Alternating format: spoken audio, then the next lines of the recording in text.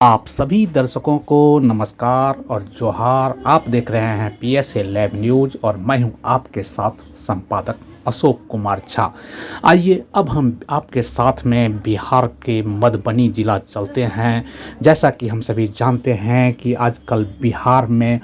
सीमावर्ती नेपाल का जो सीमावर्ती इलाका है उसको लेकर के सरकार अभी काफ़ी गंभीर है और इतना गंभीर है कि यहाँ तक डीजीपी और मुख्य सचिव खुद सीमावर्ती इलाका का दौरा कर रहे हैं। उसी सिलसिले में आज बिहार के मुख्य सचिव और बिहार के डीजीपी दोनों मधुबनी ज़िले के जयनगर गए हुए थे और उन्होंने सीमावर्ती इलाका का दौरा किया है। आइए अब हम मधुबनी के जिलाधिकारी श्री आनंद कुमार शर्मा जी से मिलते हैं और उनसे बात करते हैं डीजीपी और मुख्य सचिव के दौरे के बारे में और आगे की योजनाओं के बारे में।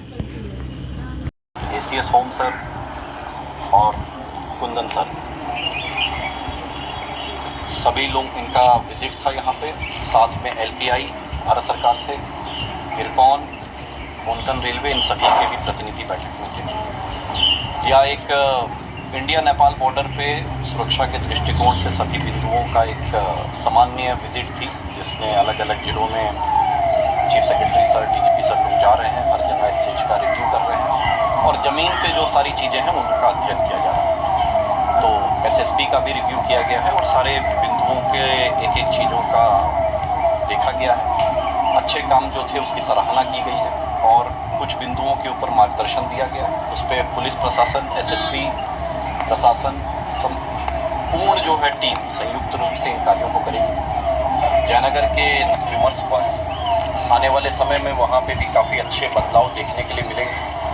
और सुरक्षा दृष्टिकोण से भी उस पर स्टेशन पे और क्या चीज़ों को सुदृढ़ीकरण किया जा सकता है, इन सभी बिंदुओं के ऊपर भी विस्तृत चर्चा हुई है और उसके ऊपर अग्रेतर पहल हेतु जो इम्पोर्टेंट डायरेक्शन है, निर्णय है, वो आज हुए हैं। आने वाले टाइम में इन सभी चीज़ों में आपको एक अच्छा बदलाव देखने के लिए मिलेगा। लगातार पुलिस प्रशासन मजबूती के साथ बॉर्डर क्षेत्र पे कार्य कर रही है, जिसका एक साक्षात उदाहरण आपका है कि पिछले 5 दिनों में 1000 किलो से ज़्यादा गांजा का सीजर हुआ है, जो उसकी अनुमानित कॉस्ट लगभग 5 करोड़ रुपया। इसी तरीके से उर्वरक की कालाबाजारी हो या अन्य जो बॉर्डर के क्षेत्र में कोई कालाबाजारी का कार्य हो, अन्य जो ट्रैफिक की व्यवस्था पे रैंडम चेकिंग हो, टेस्ट ड्राइव हो, जो एक क्रिमिनल्स की लिस्ट है जो अगर इस पूरे बॉर्डर क्षेत्र पे सक्रिय हैं, उनके ऊपर विस्तृत तरीके से ढंग से उनका अनुसंधान होना और हम लोग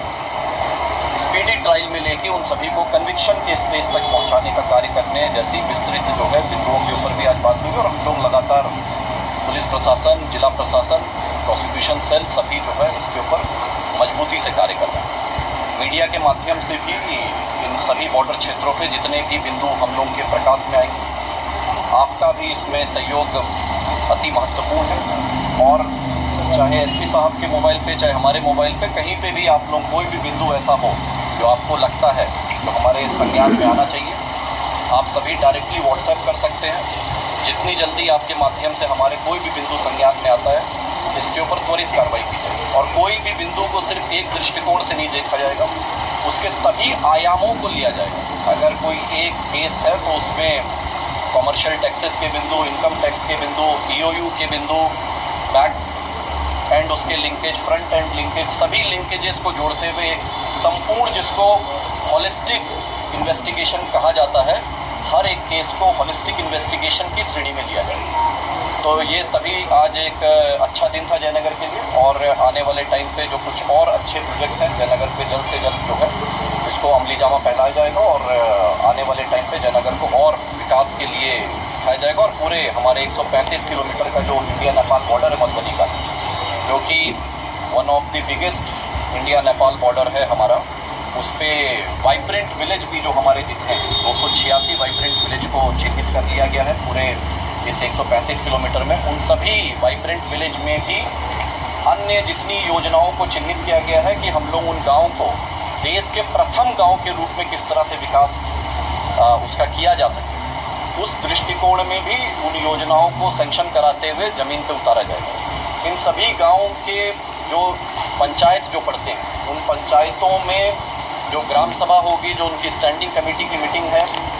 और जो उसके विकास के जो भी उस पर डिस्कशन है, उसमें एसएसबी को भी सेक्शन 25 बिहार पंचायती राज एक्ट 2006 के तहत एक स्पेशल मेंबर के रूप में सभी पंचायतों में नियुक्त कर दिया गया, ताकि एसएसबी भी इन गाँव के विकास में एक इंटीग्रल पार्ट के रूप में कार्य करे और एक समेकित रूप से हम लोग इन सभी कार्यों को संपन्न कराएंगे। बहुत बहुत धन्यवाद।